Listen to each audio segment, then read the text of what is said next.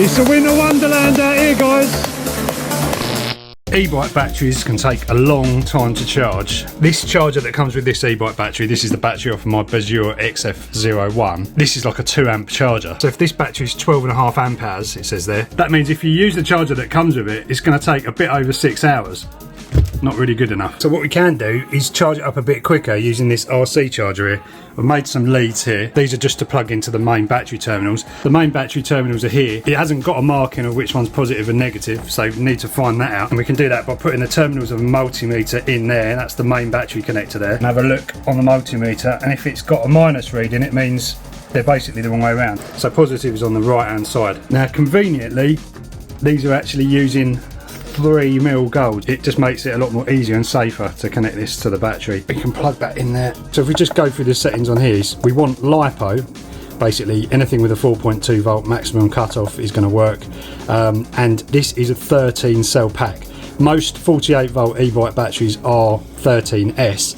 If they're 52 volts, then they'll be 14S. So that's something to bear in mind as well. Charge current offset of 5 amps. Most of these batteries you can get away with about 4 to 5 amps. So we'll set it as maximum as we can, and then we're going to start it. That is actually a discharge. That's not being used in this case. You can just hold this down and it should. It'll ask you because there's no balancing connector.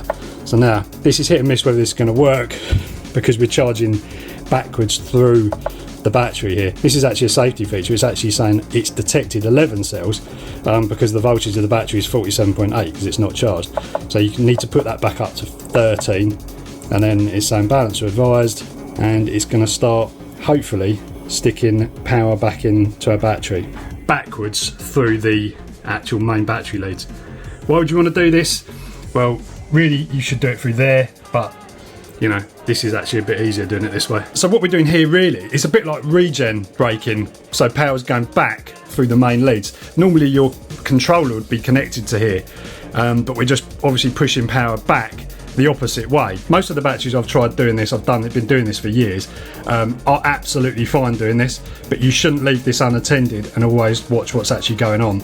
And there is a chance that it might damage the BMS doing this, so it might not always be a good idea. If you're really worried about damaging the BMS, do it through the proper charge port. Nice thing about this charger is it's showing you the capacity going up as well. Right, so it's been about 70 minutes and we have got 5 amp hours in there, so that's pretty good. It's a winter wonderland out here, guys. Wow.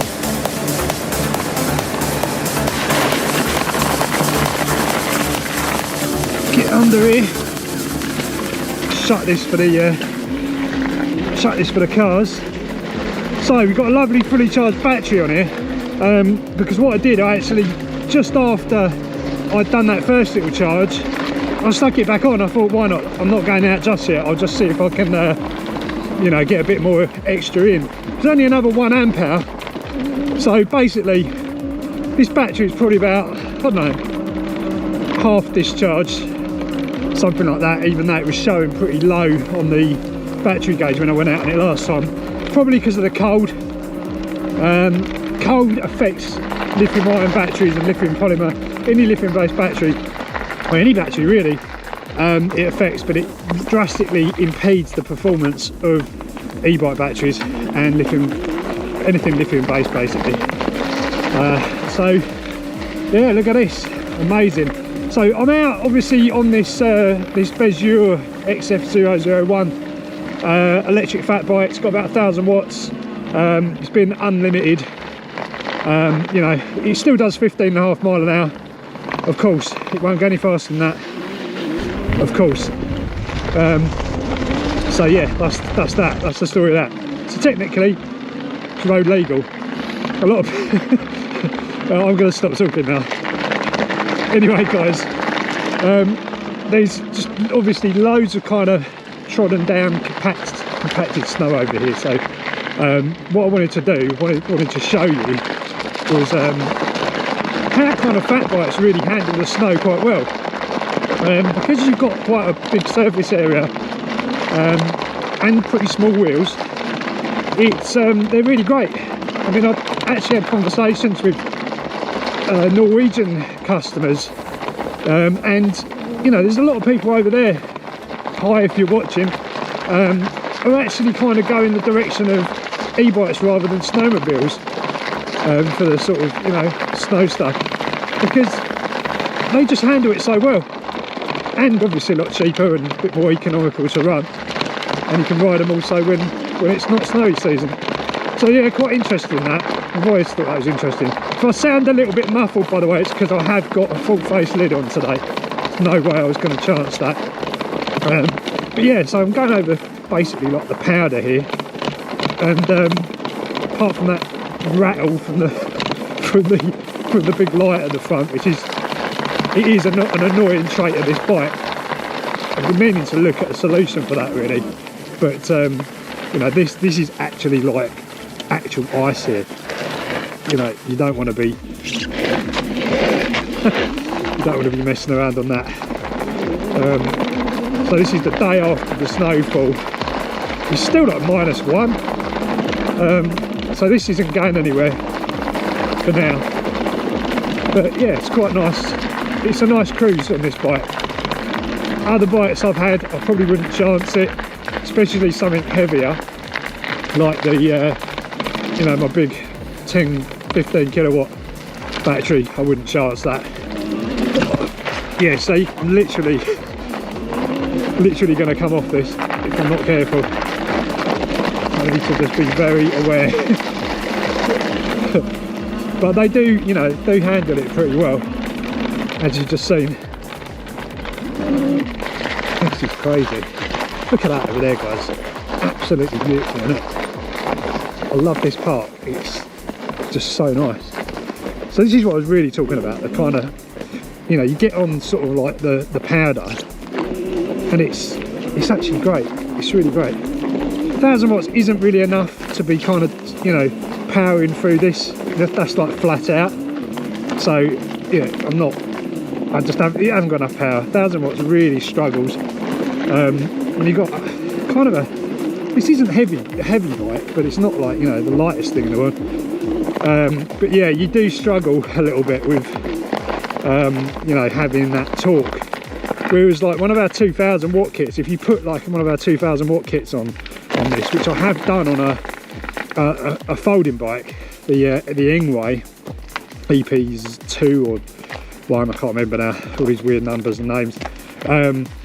Yeah, I've done that before, and it will just solidly, you know, you can do 40 mile an hour on the flat, but it gives you plenty of torque for actually, you know, getting about and getting up hills, stuff like that. If I was trying to get up that hill over there, then I'd have to actually pedal as well, which, you know, got no problem with pedaling, but it's just nice to have the power. You just need as much power as possible, basically, in my mind, with these things. As long as it's got pedals and you don't, you know, go mad on the road, stick to 15 mile an hour, and you probably won't have a problem. But I'm not endorsing it. Of course, I don't do that. Neither does Steve. Food stuff, if you're wondering.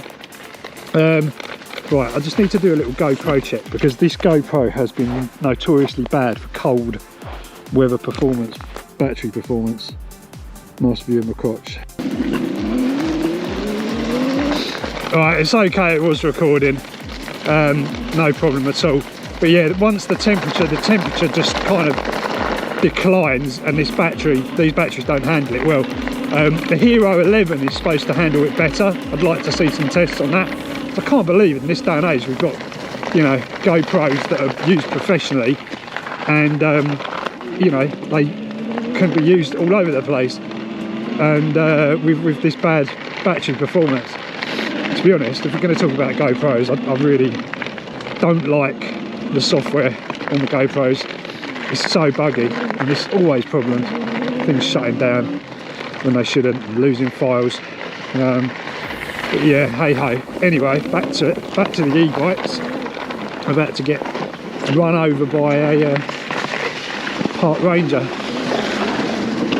think it's just the car park guy. But yeah, so it's all going well. As I say, the only annoying thing with this bike is the rattle at the front. I've done really no mods to this, and it's been great. It's like my daily driver really, this bike. I have got another bike coming, which is very similar to this from another brand, which I'm going to do a review on. So that'll be coming soon. And that has got more, it's got a better looking handlebar on it, actually, better looking bars. So yeah, that's going to be interesting. And it looks a bit more Super 73 like. The battery's kind of, you know, on the, not the down tube, the diagonal one, whatever that's called. So where the bottle goes, basically, it's kind of like that. But so it's slightly different, maybe not as neat as this one, but yeah, it's going to be interesting to see. That is 1200 watts, I think, that one. So yeah, that's quite, realistically, it's probably just going to be 1000 watt. It probably won't be any different to this. This is supposed to be a geared motor as well in here as well, so it does, I mean, it sounds like it is, and it does, it definitely, you know, definitely feels like it is. It's got quite a lot of torque, but that's the thing, the torque doesn't, it's not like there all the time, if that makes sense. It's kind of, you get a little bit at the beginning, but it's not enough. It's not like replacing bare torque, like raw torque with current, like on our Kirby bike kits. Oh, I'm going skating here, look at this. Oh, this is proper sheet ice right now, guys. You wouldn't want to be coming around here too quickly. But yeah, so that will be quite interesting, I think. I'll probably stick to this, I think, over it. See, look, you can quickly run out of power. That's full throttle. Quickly run out of power, and then you've got a pedal. It's good fun though. It's good fun riding around in the snow. I do love it. So what I was doing earlier with that battery, basically, you know, I do have quite a few different chargers that I can use at different voltages and all of that. So I'm probably sport for choice when it comes to charging batteries. You know, I've got batteries for the drone stuff as well, and everything else. But you know, it's interesting. Really, you shouldn't really charge down the main leads of the battery like that, because potentially you won't get a cut-off. You might not get a cut-off if things go wrong, you know, inside the battery. Like if one cell goes wild, you may do, you may not. It depends on the type of BMS used inside. So the BMS is obviously the bit inside the battery that makes sure that no cells get overcharged ever, and also no cells get over discharged ever. I say that loosely with, you know, some of these BMSs are better than others. Some of them are renowned for just destroying your battery, because they can get into what's called like a kind of loop, and it will just basically spiral the battery down to zero. It can happen. So if you ever plug your charger in and it's just saying green but the battery's not charged, there's a number of issues. Could be a fuse is blown, could be as simple as that. Could be, you know, that the BMS has actually tripped inside, and there's not really any way you can get around that other than to take the battery apart and undo a micro connector inside the BMS on the BMS board. Just unplug that and plug it back in again. That can reset them. You know, there's various ways to do it, but just join our Discord. We've got a good community over there, and there's a support section, so I'll leave the link in the description for that, because it's getting quite interesting now. There's there are lots of e-bikes out there, like lots of bikes like this. You know, when I first started, there was hardly any high power bikes. It was all, there were some 250 watt bikes, but there wasn't anything like this. So it's really developed. Things are developed massively, so there's going to be a lot of bikes out there. You know, some may have problems and everything else, but yeah, so there's a little bit of a support thing. Look at that sky over there. So we've got, you know, a support thing running over there. If you haven't bought anything from Kirby Bike, but if you have obviously bought a kit from us, email us, and you know, we can sort out any issues you've got. Wowzers, this is great. So I've actually brought a little 5-inch drone over here to have a little rip on updated Walk Snail firmware, which I haven't tried yet. So I'm kind of doing 2 videos in one at the minute. And we're still recording, which is always a plus. Oh, it's amazing, isn't it?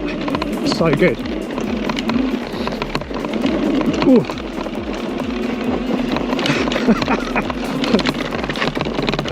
He's going to come a cropper today, for sure. Absolutely going to. She's still quite untouched. I'm surprised actually not many people kind of been around here, which is surprising because it's such a beautiful place. It just takes a little while to walk over if you are not on an electric mode of transport. Just take a second to admire that view. Look at that. Amazing. Anyway guys, hope you've enjoyed this one. I'm going to leave it here because I'm going to get on to drone flying, but yeah, like and subscribe, do all the usual stuff, and I'll catch you next time.